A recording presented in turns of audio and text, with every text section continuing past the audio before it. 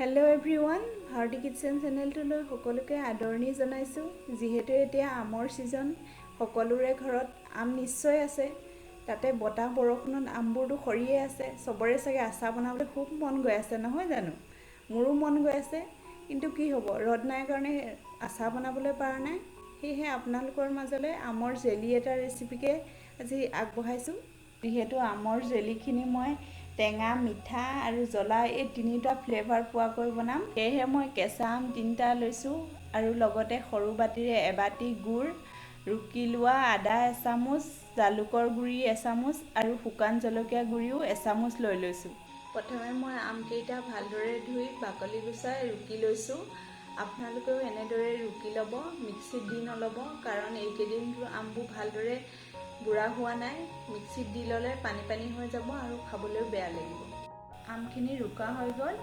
এতিয়া কেৰাহীখনত এচামুচ বাটাৰ দি লৈছোঁ আৰু লগতে কেইটামান কালজিৰা আৰু গোটা জিৰা, তেজপাত আৰু সামান্য পৰিমাণে হালধি দি দিছোঁ।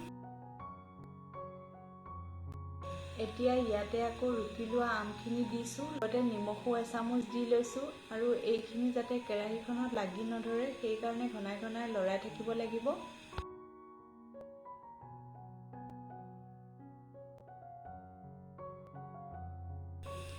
এয়া আপোনালোকে দেখিছে আমৰ পানীখিনি শুকাইছে।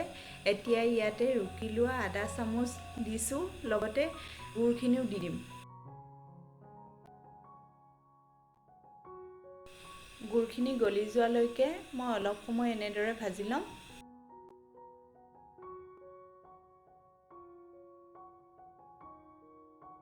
এয়া আপোনালোকে দেখিছে আম আৰু গুড়খিনি খুব ধুনীয়াকৈ মিক্স হৈ গ'ল। সেয়েহে এতিয়া ইয়াত জালুকৰ গুড়াখিনি আৰু লগতে জলকীয়া গুড়াখিনিও দি দিছোঁ আৰু এইখিনি কম জুইত অলপ দেৰি লৰাই গেছটো অফ কৰি দিম।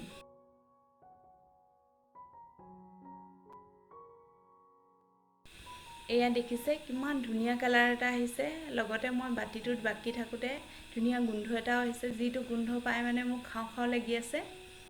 আপোনালোকেও এদিন এনেদৰে বনাই ভাত নাইবা ব্ৰেড আৰু ৰুটিৰ লগত খাই চাবচোন। আপোনালোকে ভিডিঅ'টো চাই কেনে পালে মোক কমেণ্ট কৰি জনাওকচোন। লগতে ভিডিঅ'টো যদি চাই ভাল পালে লাইক কৰিব আৰু এনেকুৱা ধৰণৰ ভিডিঅ' পাই থাকিবৰ বাবে মোৰ চেনেলটো ছাবস্ক্ৰাইব কৰি দিব।